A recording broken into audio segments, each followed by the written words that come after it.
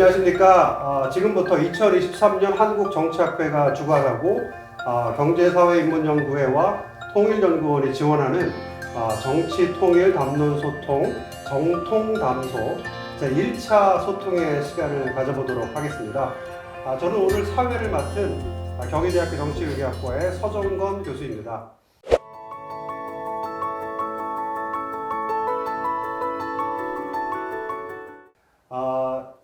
정통담소의 세미나의 형식과 또 취지에 대해서 먼저 조금 말씀을 드리면 좋겠습니다. 앞으로 4회에 걸쳐서 진행될 예정이고요. 오늘 첫 번째 주제는 한국 정치의 위기와 해법이 되겠습니다. 그 다음에 3번에 걸쳐서 더 이제 진행이 될 텐데요. 두 번째 주제는 자유주의적 국제주의의 현황과 전망. 그 다음에 세 번째 주제는 우리 국회의 운영과 개혁 방안. 그 다음에 네 번째 주제는 통일을 준비하는 현재 벌어지고 있는 국제정치와 국내 정치의 담론. 이렇게 되겠습니다. 방금 말씀드린 그 주제들에서 벌써 느끼셨겠지만 굉장히 큰 주제입니다.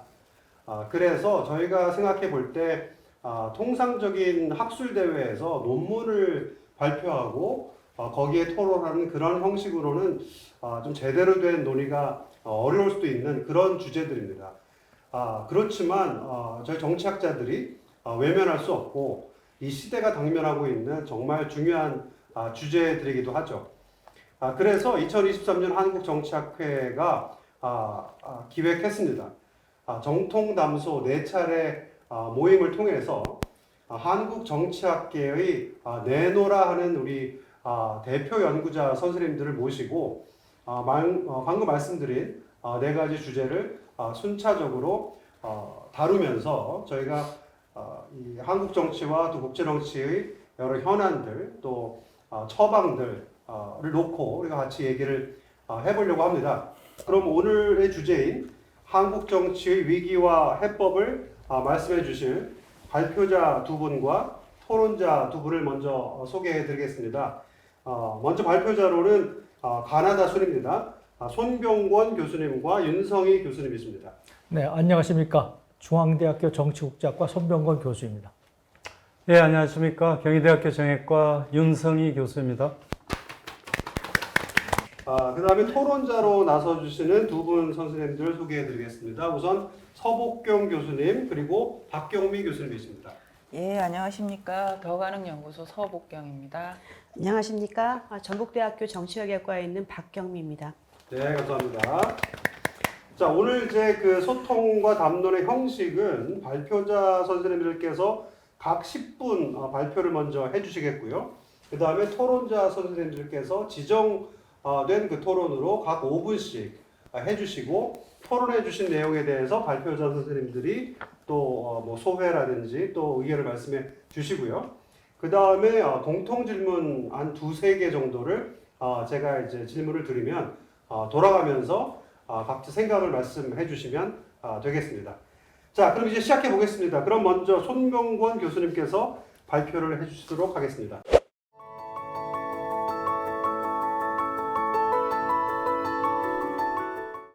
네, 안녕하십니까.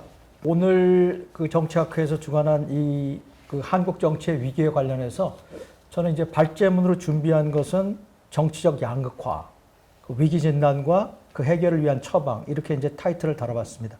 지금 현재 굉장히 문제가 되고 있는 그 정치적 양극화, 이 문제를 그 의미를 한번 살펴보고, 그 다음에 정치적 양극화가 도래한 원인, 그 다음에 정치적 양극화 현상을 대처하기 위한 방안, 이런 문제에 대해서 제 의견을 간단하게 10분 이내에 말씀드릴까 합니다.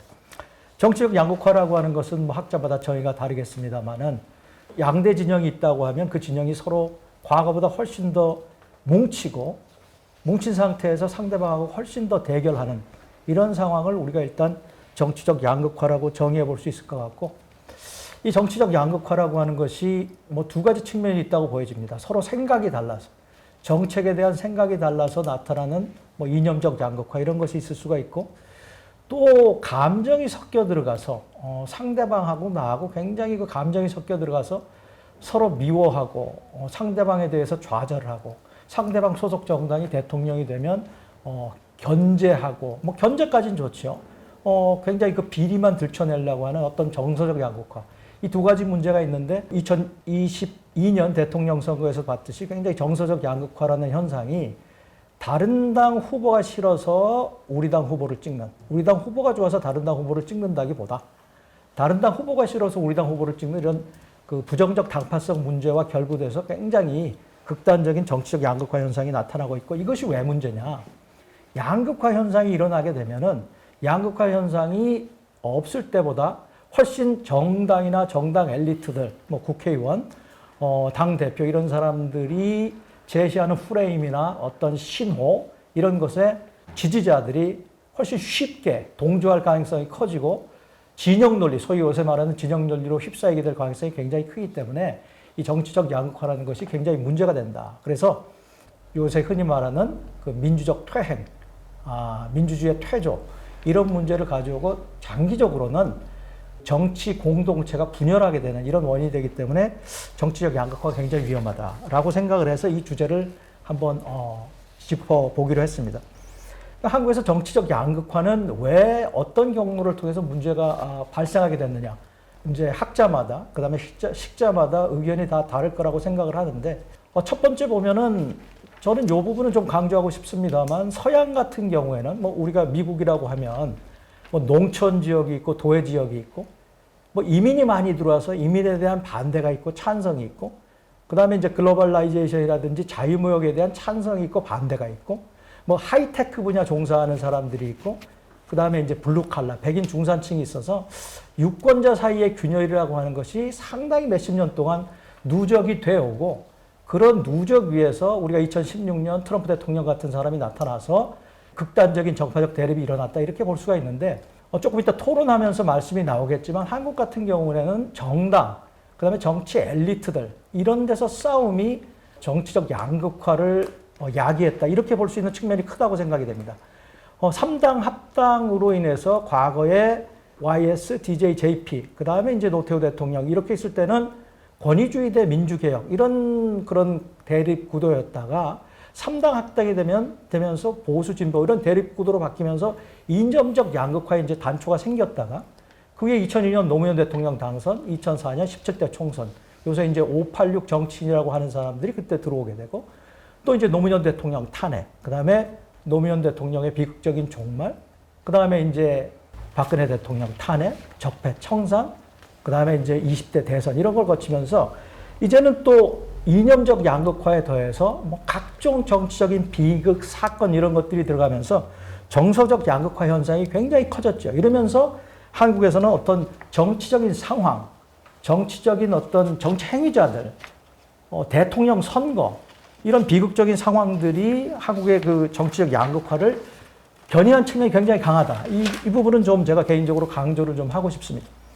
두 번째는 이제 우리가 흔히 알던 경제적 양극화라고 하는 것이 있죠. 이건 뭐 전 세계적으로 보편적인 현상이라고도 볼 수 있는데, 기본적으로 경제적 양극화라고 하는 것은 우리나라 97년 IMF 사태, 2007년, 2008년 미국발 이제 금융위기, 이런 것들을 보게 되면 뭐냐? 이게 결국은 중산층이 붕괴된다고 하는 문제죠. 중산층이 있어야 우리가 박정희 대통령 당시에 산업화가 일어났고, 그 산업화를 토대로 해서 교육과 소득을 이제 그 어느 정도 구비하게 된 사람들의 의식이 깨이면서 이제 민주화를 요구했는데, 그들이 중산층이 돼서 이 중산층이 붕괴가 된다고 하는 현상은 어떻게 보면 민주주의 퇴행의 아주 그 백그라운드가 되는 중요한 그 위험한 상황이라고 생각합니다. 중산층이 붕괴가 되면서 소득 양극화가 벌어지게 되면 소위 가진 자와 못 가진 자의 갈라치기, 이게 파퓰리스트들이 등장하면서 소위 사회를 이분법적으로 보는 인식이 굉장히 강하게 되고, 이게 정당에 흡수하게 되면 이제 어떤 정파적 양극화 현상이 이제 심화된다. 이런 말씀을 드릴 수가 있을 것 같습니다.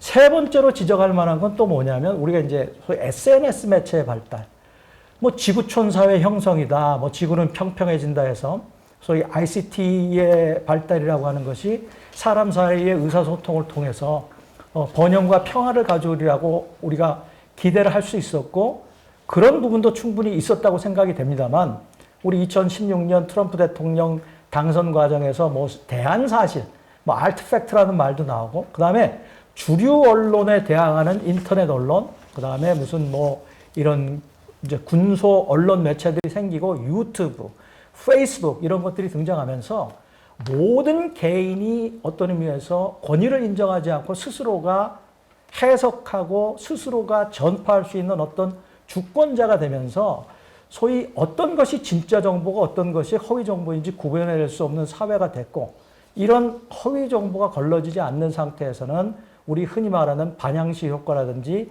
확증 편향 문제 등이 그 침투가 되면서 굉장히 그 사회적 양극화를, 정치적 양극화를 가중시킨 측면이 있다. 이 말씀을 또 드릴 수가 있을 것 같습니다. 마지막으로 이제 정치 제도적인 측면, 많은 학자들이 동의하는 부분이라고 생각하는데요. 우리나라 선거제도, 병립형 혼합제라고 하지만은 압도적으로 한 명을 뽑는 소선거구제의 단순 다수제지 않습니까? 결선 투표제도 없고. 이런 상황에서 당연히 그 귀결이라고 하는 것은 지역주의가 약화됐다고 하지만 여전히 지역에 기대고 있는 이 양대 정당, 국민의힘, 더불어민주당, 과거에 진보 보수 양대 정당이었다는 거죠. 이 양대 정당이 과잉 대표가 되고 여기에 정치적 양극화 현상이 들어가면 굉장히 분열과 갈등이 이제 심해진다라고 하는 추론이 당연히 가능할 거라고 생각이 됩니다. 이런 이제 선거 제도와 그 양대 정당의 문제, 이런 것들이 있고요. 또 이제 대통령 선거, 우리 대통령제라고 하는 권력 구조를 취하고 있는데, 우리 20대 대통령 선거, 그 다음에 2016년 미국 대통령 선거를 봐도 비호감 후보들 간의 대결 상황이 될 경우에는 이게 굉장히 극단적으로 상대방을 비판하고 상대방의 정책을 비판하는 것까지는 괜찮은데 상대방의 인신, 인척, 그 다음에 그 스타일, 모든 것을 비판하면서 선거가 진행이 되는 그런 추세가 있고, 그 다음에 일단 대통령이 된 사람은 의회제 국가의 수상하고는 다르지 않습니까? 체크리스트가 없잖아요. 대통령에 대해서는. 그럼 의회제에서는 예를 들어서 수상이라고 하는 존재도 동료들 가운데 우두머리인데 이건 동료들 위에 있는 존재니까 대통령의 행동을 체크할 방법이 없기 때문에 대통령은 상당히 어떻게 보면 위임된 어떤 딕테이터가 될 수 있는 거죠. 일정 기간 동안. 그런 상황에서 모든 권력을 행사하다 보니까 대통령 선거에서 진 세력은 5년 동안 절치부심하게 되고, 이런 상황에서 한국의 정치적 양극화라고 하는 것은 굉장히 가중될 수밖에 없었다 하는 생각이 듭니다. 이런 상황에서 그럼 해법이라는 건 뭐냐? 예를 들어서 굉장히 시민들이 어떤 정치적인 위기 시에는 정파적으로 변하고 그래서 특정 정당을 지지한다고 하는데 그거 자체를 탓할 것은 아니고요. 언론이라고 하는 것도 페이크 뉴스가 들어오지만 언론의 자정작용이라고 하는 요소가 없는 상태에서는 언론이 지금 하고 싶은 말을 할 때 군수 언론 없어져라, 페이스북에서 쓰지 마라, 유튜브 하지 마라 이렇게 말할 수가 없고, 정부가 그렇게 한다고 하면 그건 또 언론 탄압의 문제가 걸릴 수가 있기 때문에 그렇게 할 수가 없는 거죠. 그 다음에 이제 국민들은 예를 들어서 다당제라든지 비례제를 확대하자든지 하는 주장들이 있지만 국민 여론은 갤럽 조사 등을 보면 나오는 게 국민이 직접 들어가서 국회의원을 뽑는 소선거구제도, 비례대표제 싫다는 거죠. 명부를 정당에서 작성하니까. 그 다음에 국민이 직접 국가 최고 통치권자를 뽑을 수 있는 대통령제, 의회제에서는 그렇게 못하지 않습니까? 이런 것들 때문에 그 대통령제라고 하는 것이 여전히 국민들의 그 지지를 받는 상황에서 어떤 권력을 좀 분산시킬 수 있는 이런 방법을 제시한다는 것도 결국 여론을 반영하면서 움직여야 되기 때문에 쉽지 않은 상황인데, 이런 그 여러 가지 제약점을 둔 상태에서라도 우리가 해법은 좀 찾아봐야 된다. 그래서 저는 개인적으로 유권자 차원, 그 다음에 정치 엘리트 차원, 그 다음에 정치 제도적인 차원에서 여러 사람이 한 이야기들을 좀 종합해서 간단히 말씀을 드리려고 합니다. 첫 번째, 유권자 차원에서는 어떤 의미에서 건전한 시민의식이라고 하는 것이 원론적인 이야기입니다. 건전한 시민의식이라고 하는 것을 아무리 강조해도 지나치지 않을 거라고 생각합니다. 보편적인 국가에 대한 의무와 동료 시민에 대한 어떤 유대감을 바탕으로 해서 보편적인 권리 의무의 감각을 가지고 토론하고 대화하고, 그 다음에 대화와 토론을 통해서 서로 의견이 다른 것이 있다면 새로운 표준으로 재설정해 나가는 이런 시민의식을 배양해야 된다. 이런 것이 굉장히 중요하다고 보고요. 좀 디테일로 들어가서는 결국 학교 교육이라서 이제 토론과 대화를 통하는 교육이라는 게 굉장히 중요하고, 지금 여기 이런 회의와 같은 어떤 그 학술 단체, 이런 학회의 역할도 중요하고, 언론의 역할도 이제 굉장히 중요하다고 합니다. 대화와 토론, 이게 운동이 아니라 대화와 토론, 경험과 증거, 이런 것을 가지고 서로 이견들을 조정하고 공통 분모를 찾아내가는 훈련을 시키는 이런 시민 교육이 매우 중요하다라고 생각이 됩니다. 두 번째는 정치 엘리트, 대통령, 대통령 후보, 당 대표, 국회의원 이런 사람들에 관한 이야기인데 기본적으로 지금 진영 논리라고 하는 것, 그 다음에 상대방을 인정하지 않는 태도 이런 것은 좀 사라져야 될 것이라고 보입니다. 기본적으로 한 국가 공동체 내에서 자유민주주의 틀 안에서 선거와 이 투표를 통해서 두 개의 정당이 내가 오늘 패배하면 다음 선거에서 이길 수 있다 이러는 가정하에서 움직여 나가는 것이 민주주의인데 그 민주주의라고 하는 것은 기본적으로 규범이 있는 거죠. 대화, 타협, 포용, 관용 이런 것들이 있는데 상대방을 인정하지 않는 것, 상대방은 거세돼야 될 그런 것.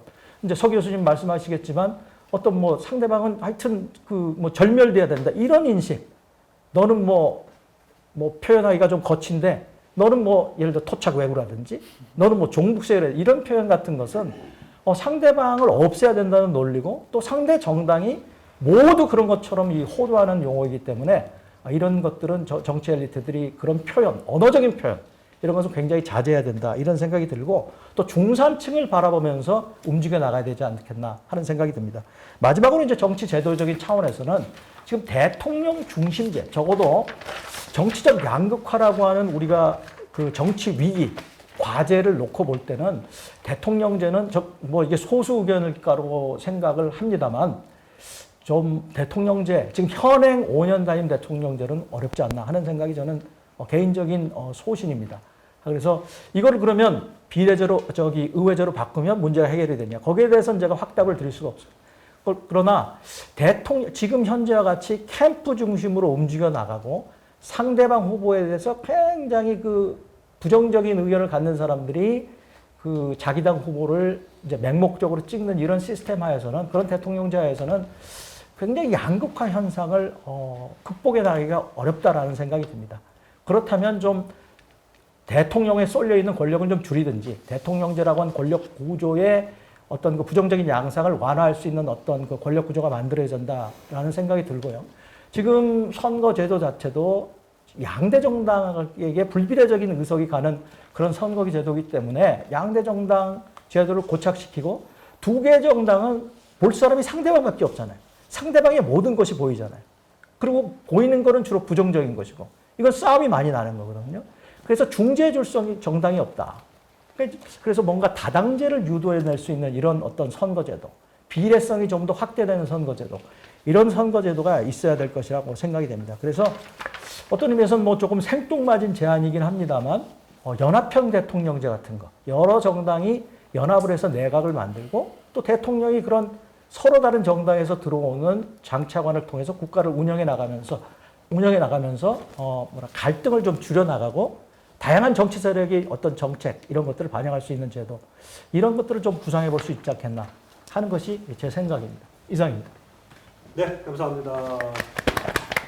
우리 한국정당학회 회장을 역임하신 손병권 교수님께서 한국 정치의 위기와 해법이라는 큰 주제 가운데 정치 양극화를 주제로 말씀을 주셨습니다. 정치 양극화의 원인 또 여러 가지 비교 이런 것들 역사적이고 또 제도적인 차원에서 말씀을 자세하게 주신 것 같습니다. 맨 마지막에 대통령제의 문제점 또 어떤 대안들 이런 것들도 마무리 말씀 주셨는데 나중에 또 우리가 토론 시간에 더 얘기해 볼 수 있으면 좋겠습니다. 두 번째 발표자로 나서실 윤성희 교수님이시고요. 발표 시작해 주시죠.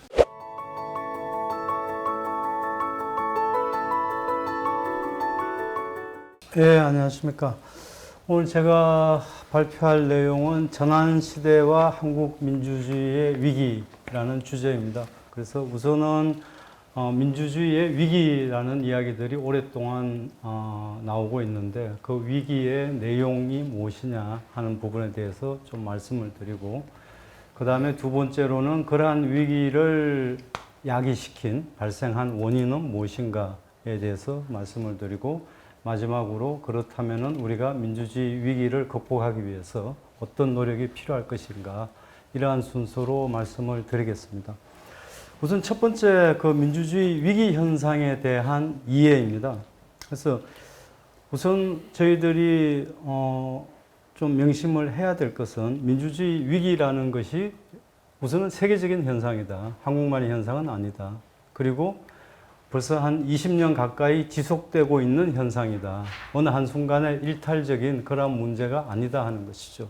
그래서 그 프리덤 하우스에서 매년 세계 국가들의 민주주의 수준을 평가를 하고 있습니다. 그리고 이제 매년 연말 보고서를 만들어서 발표를 하고 있죠. 애뉴얼 리포트.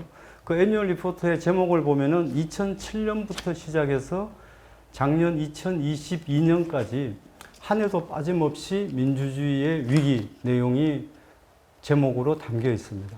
그래서 이 민주주의의 위기가 세계적으로 공통적으로 나타나는 현상이고 벌써 20년 가까이 계속 지속되고 있는 문제이다. 이러한 점에서 우리가 민주주의 위기를 이해할 필요가 있다 하는 것을 첫 번째로 말씀을 드리고요. 두 번째, 우리가 민주주의 위기라고 이야기할 때 이건 역시 모든 국가에서 보편적으로 나타나는 현상이 대의 제도에 대한 불신입니다. 국민들의 불신인 것이죠. 그래서 저희들이 많이 보는 월드 밸류 서베이 같은 경우를 보면은 월드 밸류 서베이 한국 같은 경우 1981년에 이제 웨이브 1이 시작됐고 2020년에 가장 최근에 이제 웨이브 7까지 진행되고 있는데 뭐 대체로 보면은 정당과 국회를 신뢰할 수 없다 하는 것이 한 75%에서 80%입니다. 그래서 우리가 대의민주주의를 하고 있고 대의민주주의를 이끌고 가는 가장 핵심적인 제도가 정당이고 국회인데 국민의 75에서 80%가 신뢰할 수 없다. 이거는 대의민주주의의 위기를 뭐 여실히 보여주는 현상이다. 그렇게 말씀드릴 수 있겠습니다. 다음으로 이제 유럽 국가들에서 나타나는 현상들인데 그 EU 선거를 보면은 1979년부터 해서 지속적으로 포퓰리즘 정당에 대한 지지율이 점차 높아지고 있다 하는 이러한 양상입니다. 이건 역시 이제 기존 정당에 대한 불신, 통치 체제의 혼란 이러한 것들을 이야기를 하고 있는 것이죠. 그 다음에 보면은 이제 가치, 국민들의 민주주의에 대한 인식의 문제입니다. 어떻게 보면은 가장 심각한 문제라고 할 수 있겠죠. 마찬가지로 월드 밸류 서베이의 조사에 따르면은 강한 지도자가 이 국회나 선거에 대해서 개의치 않고 통치하는 것에 대해서 어떻게 생각하느냐 했을 때 한국의 경우 웨이브 3, 1995년에서 97년 조사 자료에 따르면은 한 20% 정도가 동의를 했습니다. 국회와 선거를 개의치 않더라도 강한 지도자를 받아들일 수 있다 하는 것인데, 근데 이 수치가 웨이브 6로 오게 되면은 2010년에서 14년 기간의 조사입니다. 거의 50% 가까이로 증가를 하게 됩니다. 그래서 50% 가까운 국민들이 지도자의 민주적 통치에 대해서 그렇게 개의하지 않는다. 능력 있고 효율성 높은 그러한 정부 지도자이면 얼마든지 받아들이겠다. 이러한 것은 굉장히 심각한 문제이죠. 그래서 그간의 2000년대 초반부터 해서 많은 학자들이 이 민주주의 위기 현상에 대해서 뭐 연구를 하고 많은 저서들이 나와 있습니다. 우리가 잘 아는 그 크라우치의 포스트 디모크라시도 있고, 그 다음에 레비츠키와 지볼렛의 어떻게 민주주의는 무너지는가, 그 다음에 후쿠야마가 이야기하는 비토크라시, 뭐 이러한 것들이 이제 민주주의 위기 현상들을 나름 분석하고 정리를 하고 있는 연구들입니다. 근데 이제 이러한 연구들을 보면서 제가 조금 아쉬운 부분들은 현재 민주주의 위기 현상이 어떤 모습으로 나타나고 있느냐, 그리고 나타나는 현상에 대해서 우리가 어떻게 대처할 것인가에 대해서는 많은 해안을 보여주고 있습니다. 그런데 이제 제가 조금 아쉬운 것은 민주주의 위기가 이렇게 보편적이고 지속적으로 나타나게 만든 구조적인 원인이 뭐냐, 기본적인 원인이 뭐냐에 대한 논의 혹은 연구 이러한 것들이 조금 부족하지 않느냐. 그래서 제가 말씀드리고자 하는 것은 우리가 이 전환 시대라는 것, 소위 말하는 산업 사회를 넘어서 정보 사회로 바뀌고 있고, 그 다음에 이제 최근에 와서는 4차 산업혁명 사회를 이야기를 하고 있죠. 이 전환 시대라는 부분이 현재의 민주주의 위기를 가져오는 구조적이고 본질적인 원인으로 자리 잡고 있지 않는가 하는 것이죠. 그래서 다들 아시는 것처럼 대의민주주의는 산업혁명과 함께 출발한 민주주의의 방식인 것이죠. 정당 민주주의가 시작을 하면서부터. 그런데 거의 뭐 200년이 가까운 역사를 가지고 있죠. 200년 전에 산업사회의 대의민주주의가 지금 이 정보사회, 디지털 사회로 넘어온 현재의 사회를 통치할 수 있는 그러한 제도로서 과연 작동할 수 있을 것인가 하는 의심을 하지 않을 수가 없다는 것이죠. 산업사회의 기본 원리, 기본 질서, 작동 방식은 정보사회와는 근본적으로 다른 모습이었다 하는 것입니다. 그래서 이 산업사회라는 것이 우리가 흔히 말하는 이 대중사회인 것이고, 거기에서는 이제 통일성, 뭐 획일성, 표준화 이러한 것들이 이제 중요한 가치로서 다루어졌다면은 전환시대라고 할 수 있는 정보사회 혹은 디지털 사회에서의 특징은 다양성, 복잡성, 불예측성 이러한 것들이 이제 정보사회의 특성으로 이야기를 하고 있는 것이죠. 그래서 이 사회의 본질적인 성격은 완전히 바뀌었는데 민주주의 제도는 그대로 유지가 되고 있다. 이것이 과연 제대로 민주주의가 작동할 수 있는 그러한 환경이 될 수 있겠는가.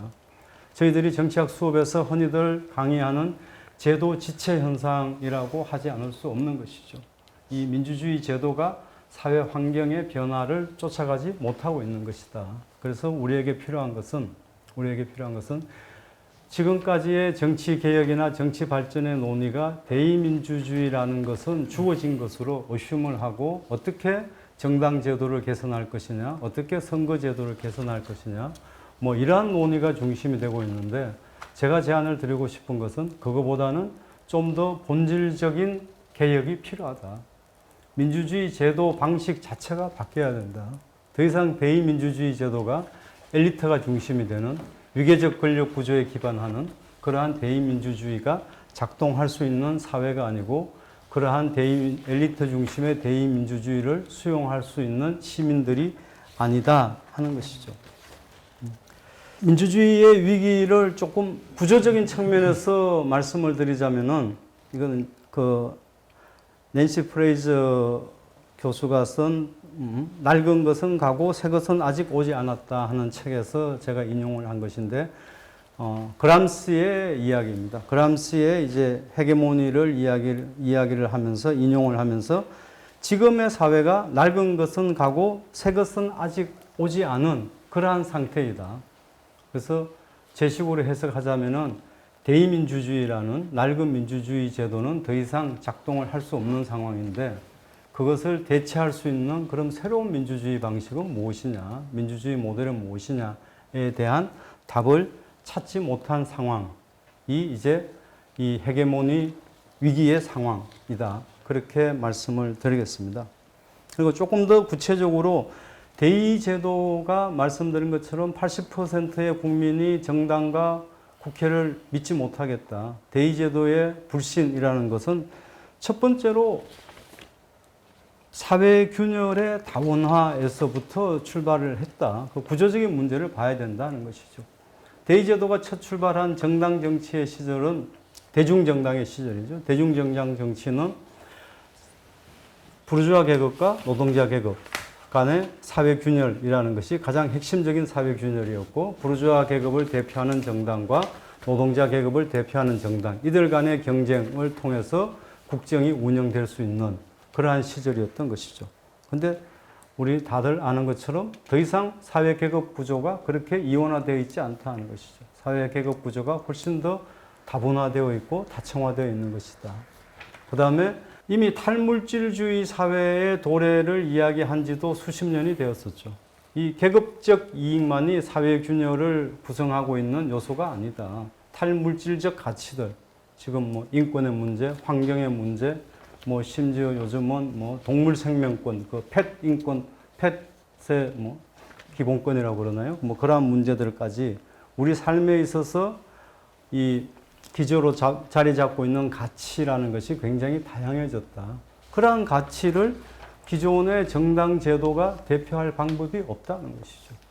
그래서 거기에 대한 대안으로서 다당제를 말씀을 하시고 있는데 일정 부분 양당제보다는 조금 더 나아질 수는 있겠지만도 그렇지만도 사회 계급의 다원화라든지 가치의 다양화라든지 이러한 이 사회 변화의 양상을 봤을 때 다당제로만으로도 해결할 수 있는 그런 문제는 아니다. 그래서 이 사회 균열 구조가 대의제도가 작동할 만큼 단순화되어 있지 않다 하는 것입니다. 두 번째는 이제 대의의 적실성의 문제입니다. 대의제도는 우리가 아는 것처럼 국민들이 선거를 통해서 엘리트들에게 정치적 권한을 위임을 하는 것이죠. 200년 전에 시민들은 그러한 권한을 기꺼이 위임하고자 했지만도 지금의 시민들은 그 권한을 위임하지 않고자 하고 있는 것이죠. 스스로 대표하고자 하는 것이고 그리고 스스로 대표할 수 있을 만큼 정치적, 사회적 지식과 정보를 충분히 갖추고 있고 그 다음에 이 같은 생각들을 공유하고 있는 동료 시민들을 동원할 수 있는 그러한 수단도 충분히 갖추고 있고 이러한 상황에서 시민들이 엘리트에게 위임을 했더니만 엘리트들이 자신들의 이익이나 가치를 제대로 대표하지 못하고 두고 있더라. 그러니까 우리가 스스로 대표하겠다 하는 이러한 움직임들이 굉장히 많이 나타나고 있죠. 그것이 이제 광장 정치인 것이고 또 특히 한국 사회 같은 경우는 광장 정치의 규모라든지 광장 정치의 영향력이라든지 이러한 것들이 다른 외국 국가에 비해서 굉장히 크게 나타나고 있는 것이죠. 이런 상황에서 과연 이 엘리트가 중심이 되는 대의민주주의에 우리가 기댈 수 있을 것인가 하는 의문이 생기게 되는 것이죠. 그 다음에 전환시대 민주주의를 그럼 어떻게 만들어 갈 것이냐 하는 것이 물론 구체적인 답을 내기는 쉽지는 않습니다. 쉽지는 않지만도 이제 제 나름대로 이 답을 찾아가는 기준을 어떻게 해갈 것인가 했을 때 우리가 이제껏 그 민주주의 혹은 민주적 통치를 가름하는 기준으로서 대표성, 반응성, 책임성, 투명성 이 네 가지 기준을 가지고 한 국가가 민주적으로 통치되느냐 통치되지 못하느냐 하는 것을 평가를 한 것이죠. 이 네 가지 기준을 놓고 봤을 때 지금의 전환시대의 대표성과 반응성을 충족시키는 것은 사실상 불가능하다. 누가 누구를 대표할 수도 없는 것이고 그리고 그 다양한 이해관계와 가치체계에 대해서 일일이 다 반응한다는 것도 사실상 불가능한 것이고 그러자면은 결국은 우리가 조금 더 이 초점을 둬야 될 것은 이제 책임성과 투명성 이 두 가지 가치를 우리가 어떻게 확보할 것이냐 하는 것이고 여기에 따라서 이제 민주주의를 어떤 방식으로 할 것인가에 대해서 우리가 고민을 출발할 수 있지 않을까 하는 것입니다. 그래서 좀 기본적인 원칙 하나는 첫 번째 구조적인 측면과 이제 주체적인 측면, 구조와 행위자로 나눠 놓고 봤을 때 구조적인 측면에서는 역시 권력 분산의 원칙이라는 것은 반드시 우리가 지켜나가야 된다. 엘리트 중심의 권력 구조가 더 이상 작동을 할 수가 없다는 것이죠. 그래서 권력 분산의 원칙은 반드시 지켜나가야 된다는 것이고 그 권력 분산은 지금까지 우리가 이야기한 엘리트들 간에 혹은 이 지배 세력들 간의 수평적 권력 분산 이 부분도 반드시 있어야 되지만도 우리가 궁극적으로 나아가야 될 것은 수직적 권력 분산인 것이죠. 이 정치 엘리트들이 장악하고 있던 독점하고 있던 권력을 시민에게로 내려보내야 된다 하는 것이고 그 다음에 이제 정부 측면에 있어서는 중앙정부가 일방적으로 행사하던 통치권을 광역정부, 그 다음에 기초정부 쪽으로 하방화시키는 그러한 민주주의 모델, 통치 모델이 되어야 된다 하는 것입니다. 구조적인 측면에서 또 하나는 이제 송 교수님 말씀하신 이제 정치 양극화와 관련되어 있는 문제인데 결국은 우리 사회의 갈등 이 부분을 어떻게 해소할 것이냐, 어떻게 우리가 다뤄갈 것이냐 하는 것인데 갈등은 갈등으로 대체할 수밖에 없다 하는 것이죠. 우리가 민주주의에서 이야기하는 것이 갈등을 없애는 것이 민주주의가 아니다는 것이죠. 그래서 그 갈등 속에서 우리가 어떻게 사회적 합의를 찾아 나갈 것인가 하는 것인데 근데 이제 한국 사회는 갈등의 정도가 굉장히 심각한 것도 문제지만도 그보다도 더 문제인 것은 갈등의 주제, 갈등의 내용인 것이죠. 근데 우리는 갈등이 지금 인물 중심의 갈등인 것이죠. 한국의 정치가 사실 정당 정치라고 할 수 없고 인물 정치인 것이죠. 정당이 뭐 특정한 어떤 가치나 이해나 뭐 집단을 대표하는 것도 아니고 결국은 누구를 대통령으로 만들 것인가 그걸 가지고 이제 정치적 갈등, 사회적 갈등이 일어나고 있는데 이러한 부분들이 이제 분배 정치, 뭐 낸시 프레이스의 이야기입니다. 프레이스의 이야기입니다. 이 분배 정치와 인정 정치 이 부분이 우리 갈등 속으로 들어와야 된다. 그래서 분배 정치라고 하는 것은 지금 논란이 되고 있는 노란봉투법이라든지 뭐 복지제도라든지 세금 정책이라든지 정책적 부분에 있어서 서로 다른 입장들이 명확하게 정리가 되고 그것을 둘러싼 경쟁과 갈등이 있어야 된다 하는 것이죠. 그 다음에 이제 인정 정치는 이제 달리 표현하자면 정체성의 정치라고 이야기를 할 수 있을 것입니다. 뭐 우리 사회 자유의 문제라든가 자유와 평등 간에 충돌되는 문제, 그다음 인권 문제, 기후 변화 문제, 뭐 환경 문제 이러한 부분에 대해서 우리가 어떤 방향으로 나아갈 것인가에 대한 구체적인 정책들이 나와야 되는 것이고 이걸 가지고 정치 세력들 간에 시민들 간에 다툼이 벌어져야 된다 하는 것이죠. 그래서 우리가 갈등의 내용을 빨리 전환시켜야 된다. 이 부분이 굉장히 중요하다 하는 것입니다. 그 다음에 이제 마지막으로 제가 이제 그러면 어떤 민주주의를 할 것이냐, 민주주의 모델 측면에서 말씀을 드리자면은 해방 후부터 지금까지 저는 한국의 정치 변동을 제도 정치와 쟁의 정치, 뭐 지금의 표현을 하자면 광장 정치죠. 제도 정치와 광장 정치의 상호작용 속에서 한국 사회의 변동, 정치 변동이 이루어져 왔다. 이렇게 설명을 하고 있습니다.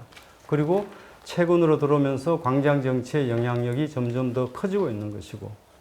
근데 이제 우리가 그 87년 민주화 때도 그렇고, 뭐 지난 대통령 탄핵 때도 그렇고, 광장 정치의 영향력, 힘이 나타났을 때 그 덩달아서 따라오는 주장들이 무엇이냐 하면은 이제는 우리가 직접 민주주의로 가야 된다.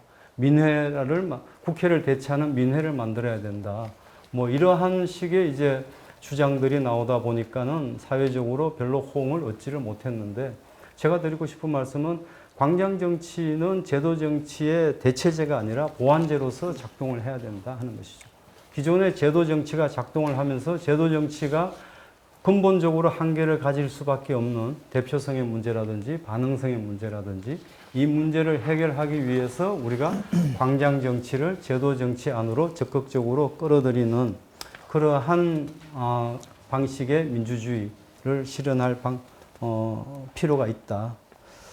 우선 시간이 너무 지났기 때문에 1차 발표는 여기까지 말씀드리겠습니다. 네, 고맙습니다. 네, 감사합니다. 네.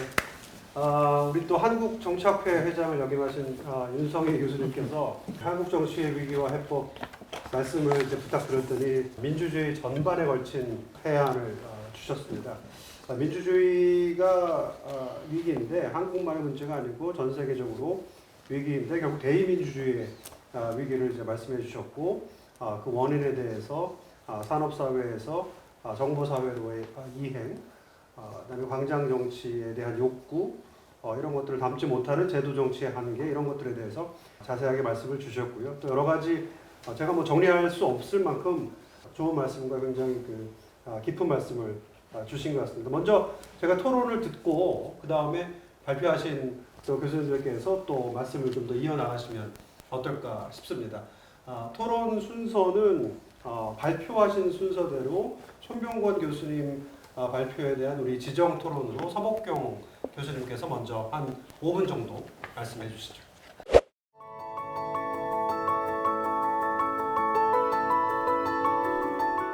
손병헌 선생님 말씀하고 윤성희 선생님 발표 들으면서 열심히 메모를 했습니다. 수업 듣는 기분이었습니다.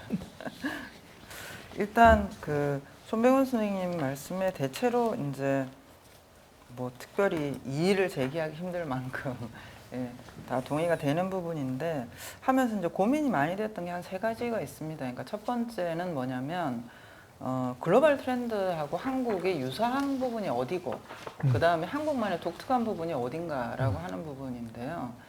이제 그 좀 전에 윤석열 선생님도 말씀하셨지만 이게 민주주의의 어떤 뭐 그게 백슬라이딩이라고 하든 아니면 위기라고 하든 이런 경향이 누진적으로 진행이 되었다라고 하는 거는 모두가 동의를 하고 예컨대 뭐 이제 민주주의 다양성 보고서 2023년 보고서 같은 경우에는 지금 세계 민주주의 수준이 86년 수준까지 돌아갔다.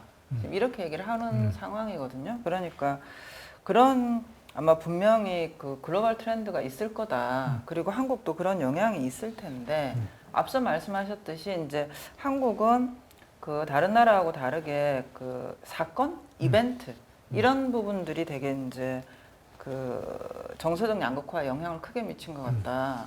이런 부분에 대해서 이제 동의를 합니다. 하는데 그것 말고 또 한국의 어떤 독특성, 그러니까 이게 분할을 해야지 또 보편적 처방하고 한국만의 처방이라고 하는 걸 분할이 될 수 있을 텐데 이게 참 고민이 되는 부분이었고요.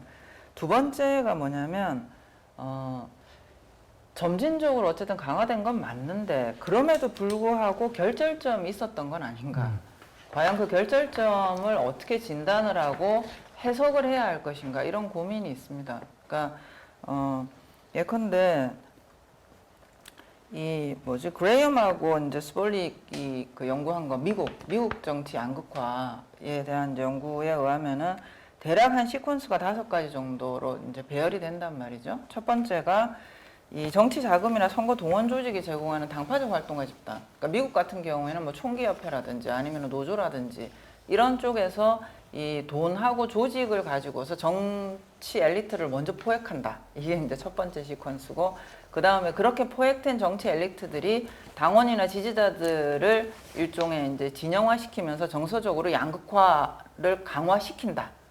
그런 게 두 번째 시퀀스고, 세 번째가 이 정서적으로 이 양극화된 어떤 지지자들이 그들과 우리, 그러니까 그 상대를 절멸의 대상으로 생각하는 어떤 이런 선거 경쟁의 구도를 만들어낸다라는 것이고, 그 다음 이제 또 시퀀스가 나오는 게 이렇게 되면은 이제 당파성이 강하고 민주주의에 대한 어떤 가치 존중이라고 하는 부분이 상대적으로 우선순위가 떨어지는 이런 이제 이 파티잔십에 의한 정체성 정치를 우선하는 지지자들이나 당원들이 정치를 지배하게 되고, 상대적으로 이 당파성이 좀 약하거나 아니면 마더릿한 중도파들이죠. 이런 사람들이 정치 공간에서 떨어져 나가게 되면서 정부를 구성하나 의회를 구성하는 결과는 그들이 지배하게 되는 이런 시퀀스로 간다. 이렇게 이제 대충 그 스토리텔링을 한단 말이죠. 그런데 우리나라 같은 경우는 그러면 사실 이 부분 미국 스토리에서 첫 번째 시작 부분부터 좀 다르긴 한 것 같아요. 그러니까 뭐 이렇게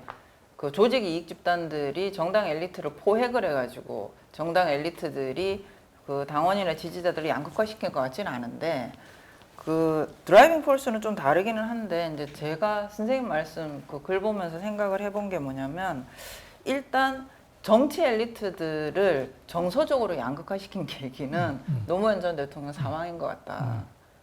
그러고 이것이 이 대중적 수준에 있어서의 어떤 지지자 집단까지 정서적 양극화로 몰아넣은 거는 2016년, 17년 탄핵이 아닌가. 그 탄핵을 경과하고 문재인 정부에서 어떤 적폐청산을 제일 국정과제로 내걸고 이렇게 하면서 일종의 이제 하나의 대중적 수준까지 그 양극화 시켜버린 게 아닌가. 실제로 이번 정치학회고 보모 보면은 권혁영 교수님께서 쭉 그 한국 정치 양극화 데이터들을 봤는데 16, 17년이 증폭되는 경험적 근거가 나온다 이렇게 얘기를 하시잖아요. 그런 걸로 봐서는 뭔가 16, 17년에 이제 결정적 계기가 발생을 한 게 아닌가, 이런 걸 이제 염두에 두면은 최근에 왜 그런 거 들어오세요? 일찍이 이찍이? 아까도 얘기를 했는데. 예. 일찍이 이찍이 이런 거는 사실 과거에 우리가 이제 선거 때 선택이 달랐다라고 하는 거 좀 굉장히 다르거든요.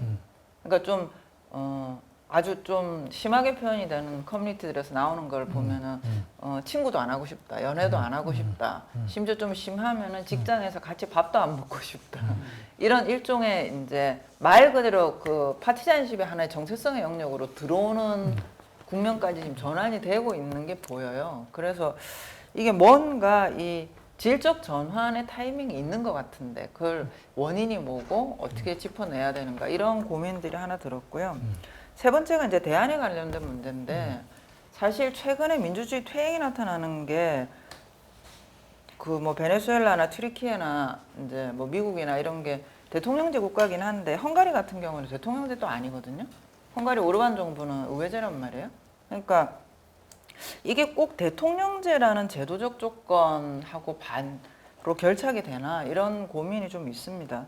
그리고 비례대표제 확대 문제가 사실 요즘은 이제 그런 생각인데 얼마 전에 왜 그 저기 국회 정개특위에서 선거제도 500인 회의 공론조사를 진행을 한 결과를 보면은 저도 결과 보고 되게 놀랐는데 어쨌든 그 정보를 주고 수기 공간을 주고 났더니 비례대표제 확대 의견이 확 늘었다는 거 아니에요?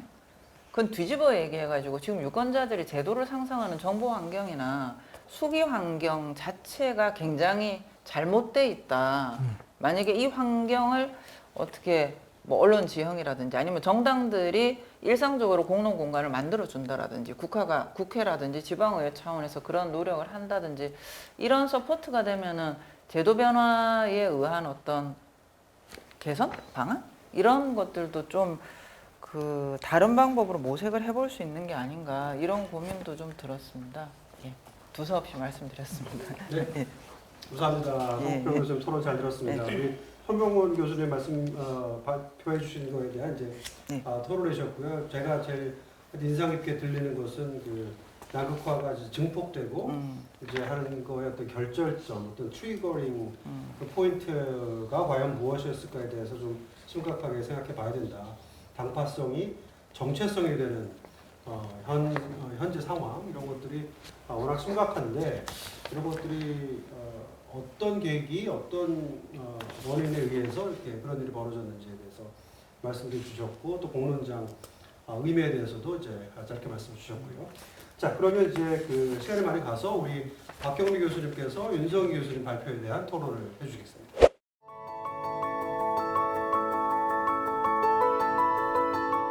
예, 발표 잘 들었습니다. 그 전 세계적인 민주주의의 변화의 흐름을 굉장히 압축적으로 잘 정리해 주셨고, 현재 우리가 직면하고 있는 대의민주주의의 문제점에 대해서 잘 말씀해 주신 것 같습니다. 저는 개인적으로 전적으로 동의하고요. 조금 그 얘기를 좀 구체화시키기 위해서 한국적인 방식으로 조금 한국의 맥락에 맞게 좀 전환시켜서 말씀을 드리도록 하겠습니다. 제일 처음에 조금 그 드는 의문은 전환의 시대라고 하는 건 지금 전 세계적으로 좀 사실 맞긴 맞거든요. 그리고 그 시작은 그 이 발표에도 얼핏 말씀하셨지만 유권자를 과거의 집단적인 형태, 그러니까 노동자와 이냐 아니냐로 나누는 그런 집단적인 형태에서 벗어난 시대로부터 시작됐다라고 말씀하셨고, 그거는 사실 굉장히 오래된 얘기다라는 말씀 먼저 드리고 싶습니다. 왜냐하면은 서구에서의 그런 변화는 1970년대 이미 시작이 됐고, 그게 이제 대량 생산, 대량 소비 체제가 사실상 약간의 이제 그 이 소량 생산 형태로 바뀌면서 점점 더 유권자의 선호가 다양화돼서, 그래서 아까 말씀하셨던 탈물주의라는 형태가 이제 정치적인 되게 중요한 가치로 떠오르기 시작했는데, 한국도 거기서 예외는 아닌 거죠. 제가 기억하는 한 1980년대에 그런 그 산업사회의 어떤 구조조정은 굉장히 빠르게 진행됐고, 그때 노조들의 집단적인 어떤 그 결성이 서서히 이제 이른바 산별노조라고 그러죠. 이제 뭐 금융 뭐 이런 식으로 다 따로 묶이면서 더 이상 하나의 노조로 묶일 수 없는 형태로 바뀌기 시작해 80년대부터이거든요. 그렇게 해서 그 이후로부터는 점점 그 이 산업 구조가 일반 롱테일의 정치처럼 굉장히 다양화되고, 그러면서 전체적인 어떤 노조의 형태가 이 노동자냐 아니냐의 구분보다는 얼마만큼 진보적이냐 아니냐 형태로 이제 바뀌게 됐고, 그것을 이 담는 방식이 이제 더 이상 노동의 형태로는 안 되는 시기가 됐던 것 같습니다. 근데 문제는 전환의 시대는 이미 일찍 도래한 거죠. 우리 연구에서도 보면은 민주주의 위기 얘기한 거 2000년 초반부터 얘기했고, 거기에 대해서 수기민주주의, 토의민주주의 얘기를 굉장히 많이 했지만 그 결과 아무것도 진행된 건 없습니다. 그래서 유권자는 바뀌었지만 지난 한 30년간 바뀐 것은 정치적인 차원에서 그리고 거기에 제도적인 대안으로 제시하는 것에서는 사실 바뀐 게 없다. 그래서 전환 시대라기보다는 사실상 그동안의 대의제에 대한 어떤 불신과 문제점들이 폭발하는 시대가 지금 현재인 것 같다라고 좀 말씀을 드리고 싶습니다. 그런 측면에서 여러 가지 대안들을 아까 손병구 교수님도 말씀하셨고 지금 정당제에 대한 말씀을 좀 하셨는데요. 뭐 양당제적인 구도의 선택지가 굉장히 제한되기 때문에 따라서 적대시할 수밖에 없는 네가 아니면 뭐 적이다, 우리가 아니면 적이다라고 하는 형태의 경쟁 구도를 바꾸는 의미에서 다당제로 가야 된다. 굉장히 타당한 이 논리적인 귀결이고 그에 따라서 유권자가 직접 선택할 수 있고 참여할 수 있는 구도가 굉장히 열린다면은 굉장히 다행스럽다고 생각합니다. 근데 과연 우리가 현재 구도에서 양당제적인 구도로부터 다당제로 바뀐다면 지금 욕구가 굉장히 그 강한 유권자의 그 선호를 다 충족할 수 있을 것인가? 저는 사실 그건 아니라고 생각하거든요. 현재 유권자가 불만을 갖는 것은 반응이 빠르게 오지 않고 그것에 대한 산물이 효과적이지 않기 때문이지 정치적인 과정 자체를 완전히 무시한다거나 이런 차원은 아닌 거거든요. 그래서 장외로 나가는 것이고 그런 면에서 봤을 때 오히려 지금의 팬덤 정치가 보여주는 그 시사점은 굉장히 크다고 생각합니다. 두 분께서는 말씀하시기를 이제 오히려 유권자는 이제 그 리더 정치인에 대한 위임이 굉장히 이제 더 이상 유권자들이 신뢰하지 않는다라고 생각하죠. 오히려 저는 거꾸로인 것 같아요.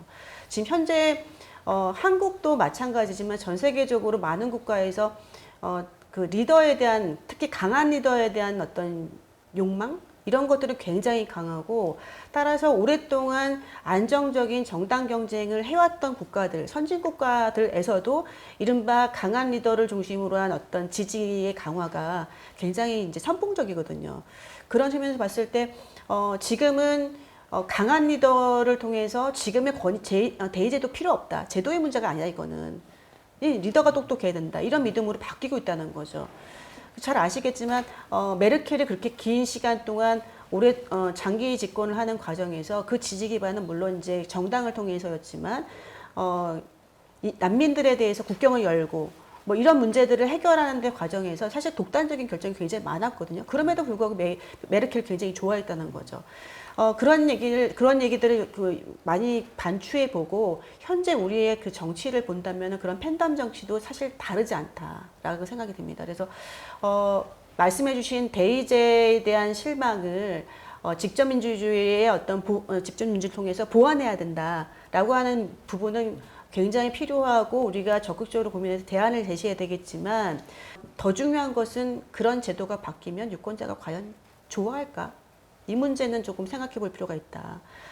지금 현재 우리가 리더라고 생각하는 많은 정치인들 혹은 지금 리더가 되기 위해서 준비하고 있는 그 정치 후보자들은 과연 무엇을 생각하고 어떻게 지금 정치 경력들을 쌓고 있는지에 대해서는 우리는 전혀 관심을 갖고 있지 않거든요.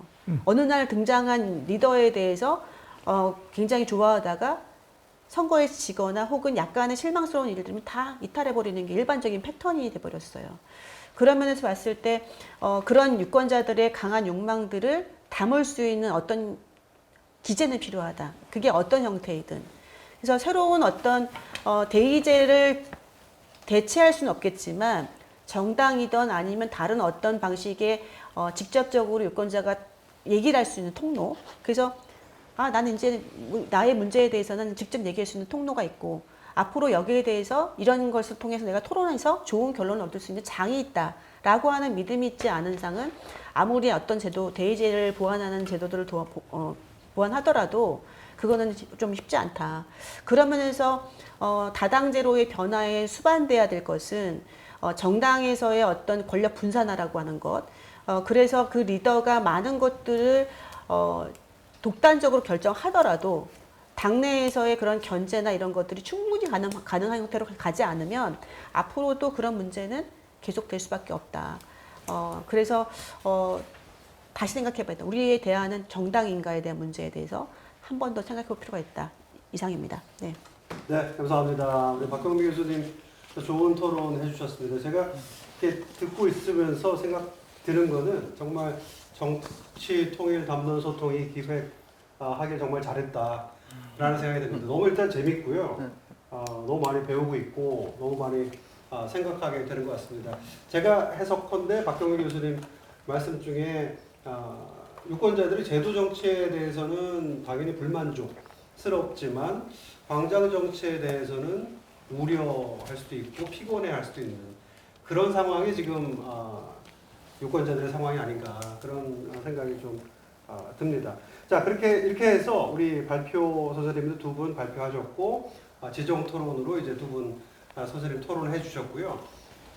이제 조금 더 릴렉스해서 우리 정통 담론과 소통 시간이니까 이제 토론하신 선생님들의 얘기에 대해서 발표 선생님들이 일단 먼저 좀 간단하게 말씀을 주시고 그 다음에 또 좀 이어나가도록 하겠습니다. 이번에는 순서를 바꿔서 윤성희 교수님 먼저 말씀 부탁드리겠습니다. 예, 박경민 교수님 토론 감사합니다. 토론 들으면서 많은 생각을 할 수밖에 없는 토론이고, 뭐 쉬운 문제가 아니기 때문에 제가 명확하게 생각이 뭐 정리하기는 쉽지 않은 것 같은데, 우선은 그 토론 들으면서 제가 조금 더 설명을 드려야 되겠다 하는 부분, 이 부분을 조금 말씀드리면은, 그래서 전환시대의 문제가 아니라 민주주의의 위기는 오래전부터 시작된 것이었다, 뭐 하는 것인데, 그렇죠. 네, 맞습니다. 근데 이제 저는 이제 또 하나 조금 주목하고 싶은 것은 지금 서구 선진국가들, 우리가 소위 말하는, 그 용어가 요즘도 통용되는지는 모르겠는데, 뭐 미국, 영국, 프랑스, 뭐 독일, 이 국가들이 겪고 있는 대의민주주의 위기와 한국이 겪고 있는 대의민주주의 위기는 현재의 모습은 유사할지 몰라도 그 경로는 상당히 다르다. 우리는 사실 대의민주주의를 애초에 제대로 해본 경험이 없는 것이죠. 최장직 교수님 말씀하신 이제 소속한 민주주의의 문제가 있었던 것이고, 그래서 이 대의민주주의를 제대로 하다가 지금 이런 문제가 생겼으면은 그 원인을 이제 대의제도가 어떻게 잘못 작동을 했는가에서 거기서부터 이제 찾아봐야 될 것인데, 우리는 애초부터 그 대의제도가 작동할 수 없는 저는 사회적 구조, 뭐 산업 구조를 가지고 있었기 때문에, 그래서 서구의 민주주의 위기하고는 조금 더 다른 경로를 가졌다 하는 뭐 그 말씀을 우선 하나 드리고, 그래서 그 다음에 전환 시대에서 갑자기 이제 대의민주주의의 위기가 확 커졌느냐 했을 때, 뭐 아까 우리 서복경 박사님 뭐 결절점 말씀하셨는데, 모르겠습니다. 그렇게 보기는 어려울 것 같아요. 누적되어 온 것이죠. 위기 현상들이. 서구 정당도 뭐 70년대 아까 말씀하셨지만도 뭐 70년대부터 그 파티 리얼라이먼트도 나타나는 것이고, 정당 일체감도 점점 떨어지는 현상이 나타나는 것이고, 대의민주주의 위기라는 것이 뭐 오래전부터 계속 되고 있었던 것이죠. 근데 이제 그 위기가 나타나는 것이 이제 광장 정치로 나타나고 있다 하는 것이 이제 조금 더 최근의 일인 것이죠. 최근에 뭐 우리가 그 정치발전론에서 공부할 때는 시위라든지 뭐 이런 것들은 못 사는 나라, 정치 후진국에서 나타나는 현상이다 이렇게 배웠는데, 이미 90년대 중후반부터 시작해서는 민주주의가 발달한 나라, 국민소득이 높은 나라일수록 시위 발생 빈도가 훨씬 더 높다 하는 것이죠. 그래서 그 위기의 현상이 조금 다른 측면에서 나타난다. 그거는 이제 전환시대하고 연관되어 있는 문제가 아닌가 하는 것이고, 그 다음에 이 팬덤 정치를,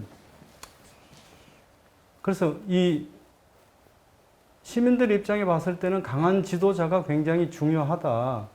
그렇게 말씀하시는데, 저는 그 강한 지도자가 무엇을 상징하느냐가 굉장히 중요하거든요. 제가 잘 모릅니다만은 메르켈 같은 경우에는 어떤 정책이나 가치가 있었을 거예요. 근데 뭐 안타깝게도 그럼 한국의 지도자들, 대통령들이나 뭐 대통령 후보들을 이야기했을 때 그 사람들을 중심으로 팬덤이 만들어지는 것은 맞지만도, 그러면은 그것이 어떤 가치나 이념으로 대체될 수 있는 상징성이 있느냐 했을 때 그렇지는 않죠.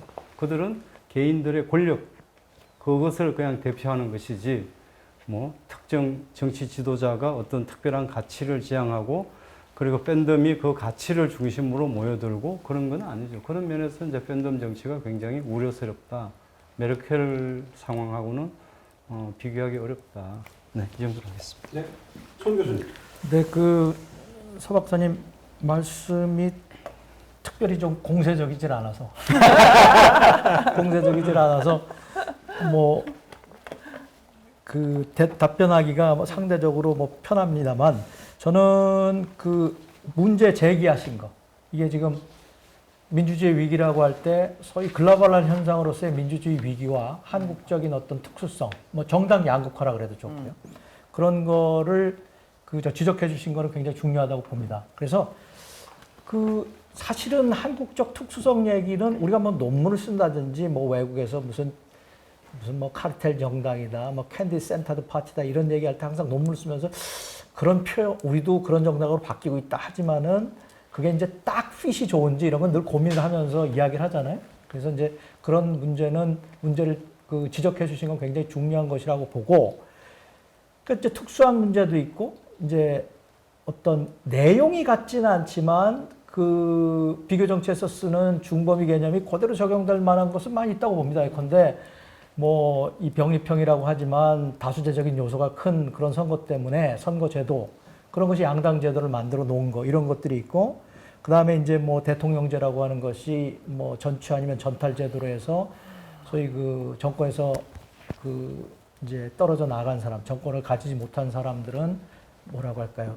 뭐 위너 테이크 올 그런 것 때문에 이제 기존 정권을 계속 반대하게 되고, 대통령이라고 하는 사람도 자기 정권을 공고화시키기 위해서 뭐 전임자의 업적을 소구하려고 하는 등등 뭐 이런 거는 한국이나 어느 나라나 좀 같이 나타나는 현상인데, 제가 그리고 이제 균열 구조 관련해서 정당을 나누는 그때마다 선거 때마다 정당을 나누는 균열 구조 얘기 많이 하는데, 뭐 내용은 다르지만 우리도 뭐 세대 균열 구조, 지역 균열 구조, 뭐 이념 균열 구조 이런 것이 있었다.